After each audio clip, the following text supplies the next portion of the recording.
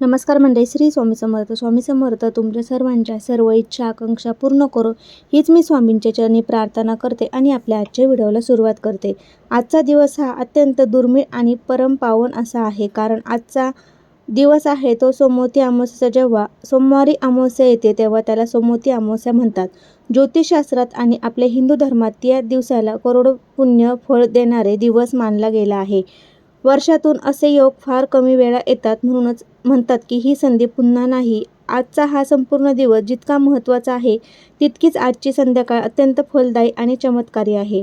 जर तुमच्या घरात पैशाची चणचण असेल, नेहमी गरिबी किंवा दारिद्र्य जाणवत असेल किंवा घरामध्ये पती आणि मुलाची प्रगती थांबलेली असेल, तर आज संध्याकाळी केलेले काही सोपे उपाय तुमचे नशीब बदलू शकतात. आजच्या व्हिडिओमध्ये मी तुम्हाला असा हा एक उपाय संध्याकाळी धनप्राप्ती आणि लक्ष्मी प्राप्तीसाठी करायचा आहे. कोणते विशेष उपाय करावेत आणि व्हिडिओच्या अगदी शेवटी मी तुम्हाला एक असा महा उपाय सांगणार आहे, ज्या दिव्याखाली ही एक वस्तू ठेवायची आहे. घरातील इडापिडा दारिद्र्य नष्ट होईल आणि घराची मुलाची पतीची प्रचंड प्रगती होईल. त्यामुळे व्हिडिओ हा शेवटपर्यंत नक्की बघा. चॅनलवरती नवीन असेल तर नक्की सबस्क्राईब करा. श्री स्वामी समर्थ लिहायला विसरू नका. अमावस्येची संध्याकाळ माता लक्ष्मी प्रसन्न करण्यासाठी सर्वोत्तम मानली जाते. आज संध्याकाळी प्रदोष काळात तुम्हाला पुढील काही गोष्टी आवर्जून करायच्या आहेत. 1 नंबर, आज संध्याकाळी सूर्यास्तानंतर घराचे मुख्य द्वार स्वच्छ करा. घराच्या दोन्ही बाजूला कुंकवाचे किंवा हळदीचे स्वास्तिक काढा. त्यानंतर मुख्य दरवाजाबाहेर उजव्या बाजूला एक तेलाचा किंवा तुपाचा दिवा नक्की लावा. या दिव्याचे तोंड पूर्व किंवा उत्तर दिशेला असावे. यामुळे माता लक्ष्मी घरात आगमन होते आणि राहू केतू दोष दूर होतात. 2 नंबर, आज संध्याकाळी घराच्या तुळशीपाशी तुपाचा दिवा लावा. सोमवती अमावस्येच्या दिवशी तुळशीची पूजा करणे अत्यंत पटीने फळ मिळते. जर अशक्य असेल तर आज संध्याकाळी तुळशीला ओम नमो भगवते वासुदेवाय नमः या मंत्राचा जप करत प्रदक्षिणा घाला. यामुळे घरामध्ये सुख समृद्धी टिकून राहते. नंतर 3, आज संध्याकाळी घराच्या ईशान्य कोपऱ्यात गाईच्या शुद्ध तुपाचा दिवा लावा. या दिव्याने कापसाच्या वातीऐवजी लाल रंगाचा धागा, मोली किंवा कलव्याची वात म्हणून वापरा आणि त्यात चिमूटभर हळद टाका. हा उपाय थेट माता लक्ष्मीला आकर्षित करतो आणि अडकलेले पैसे परत मिळवून देतो. 4 नंबर, आजच्या रात्री घरात कुठेही अंधार असू नये. मुख्य खोली, स्वयंपाकघर आणि देवघरी संध्याकाळी सर्व दिवे लावा आणि प्रसन्न वातावरण ठेवा. घरात हलके सुगंधी अत्तर किंवा धूप सुगंधी वातावरण करण्यासाठी वापरा. आता वळूया आपल्या सर्वात महत्त्वाच्या व्हिडिओमध्ये सर्वात महत्त्वाच्या भागाकडे, जो तुमच्या घरात सर्व नकारात्मकता, इडापिडा आणि दारिद्र्य संकट उडवून टाकेल. हा उपाय तुम्हाला आज संध्याकाळच्या वेळी करायचा आहे. घरातील कोणतीही महिला किंवा पुरुष हा उपाय करू शकतात. आता हा उपायासाठी तुम्हाला काय करायचं आहे, साहित्य कोणतं लागणार आहे हे आपण सर्व बघणार तो आहोत. बऱ्याचदा आपण मेहनत करतो पण नशीब साथ देत नाही. घरात पैसा येतो पण तो टिकत नाही. सतत चिडचिड होते किंवा मुलांच्या प्रगतीत अडथळे येतात. घराचे मुख्य कारण म्हणजे घरामध्ये साठलेली नकारात्मक ऊर्जा आणि पितृदोष. अमावस्येच्या रात्री ही नकारात्मक ऊर्जा सर्वात जास्त प्रबळ असते. म्हणूनच आज संध्याकाळी दिव्याखाली ही एक वस्तू ठेवायची आहे. दिवा हा बुद्धीचे, ज्ञानाचे आणि त्यागाचे प्रतीक असतो किंवा आपल्या घरामध्ये लावल्यामुळे दिव्यामध्ये आपल्या घरातील सकारात्मक ऊर्जा प्रस्थापित होते. नकारात्मक शक्ती या नष्ट होतात आणि आपल्या प्रत्येक कामामध्ये यश मिळत असतं. दिव्याखालील जी ज्योत असते तर ती साक्षात आपल्याद्वारे आपल्या मनातील भावना ही भगवंतापर्यंत पोहोचवण्याचे काम करत असते. त्यामुळे आपल्या घरामध्ये रोज दिवा हा लागलाच पाहिजे, सकाळ संध्याकाळ. आणि त्याचबरोबर ज्यावेळेस या पवित्र तिथी असतात त्या पवित्र तिथींचा जर तुम्ही हे काही प्रभावी उपाय केले तर त्याला चांगला फायदा देखील तुम्हाला होतो. बघा, ही संधी परत तुम्हाला 3 वर्षांनी येईल. आता या उपायामुळे तुम्हाला साक्षात भगवान विष्णूचे दर्शन देखील इच्छापूर्ती होईल. घराची, पतीची, मुलाची खूप अशी प्रगती होईल. इतका प्रभावी असा हा उपाय आहे.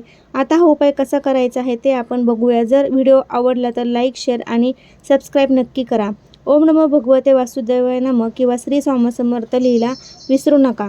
आता या उपायासाठी काही साहित्य आपल्याला लागणार आहे. त्यामध्ये एक डाळिंब तुम्हाला लागणार आहे. त्याचबरोबर 7 प्रकारचे धान्य लागणार आहेत. तूप नाही तर तिळाचं तेल लागणार आहे आणि आपल्याकडं कलवा म्हणजेच लाल कलरचा धागा, ज्याला आपण रक्षासूत्र म्हणतो, जो आपण आपल्या हातामध्ये बांधतो, तर बघा तर तो धागा आपल्याला लागणार आहे.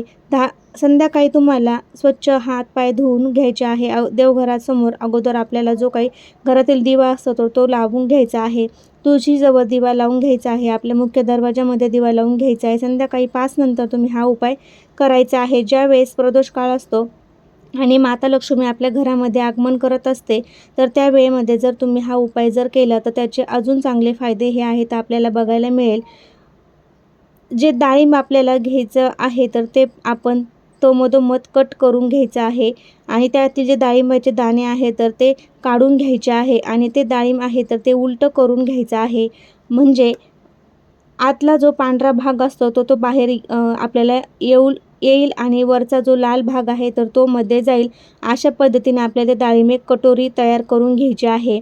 म्हणजे जो लाल सालीचा भाग आहे तो आतून करायचा आहे आणि पांढरा जो भाग आहे तो बाहेरून करायचा आहे.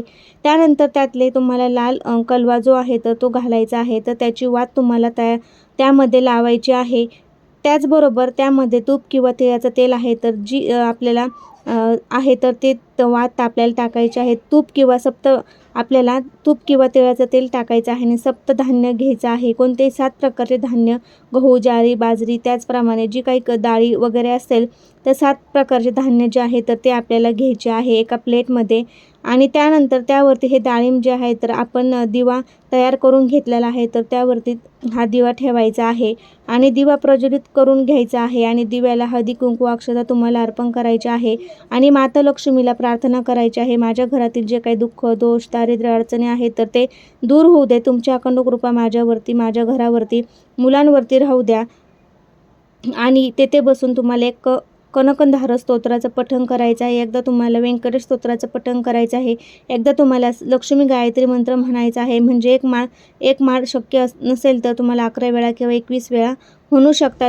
तर लक्ष्मी गायत्री मंत्र अशा पद्धतीचा आहे. ओम महालक्ष्मी विष्णू विष्णुपते धीमहि तन्नो लक्ष्मी प्रचोदया हा लक्ष्मी गायत्री मंत्र आहे. तर त्या पद्धतीने हा 3 सेवा तुम्ही करायच्या आहेत. तुम्हाला स्तोत्रपठण करता येत नसेल तर तुम्ही यूट्यूबवरती लावून त्याचं श्रवण करू शकता, म्हणजे ऐकू शकता. त्यानंतर आता दिवा जो पर्यंत चालेल तोपर्यंत आपल्याला चालून द्यायचा आहे. दिवा शांत झालं की त्यातलं जे काही सर्व साहित्य दिवा आणि दिव्यातल्या खालचे जे धान्य आहे होतं तर ते धान्य पक्ष्यांना खाऊ घालायचं आहे. जो काही दिवा आहे तर तो निर्माल्यामध्ये टाकून द्यायचा आहे किंवा कचऱ्यामध्ये टाकायचा नाही.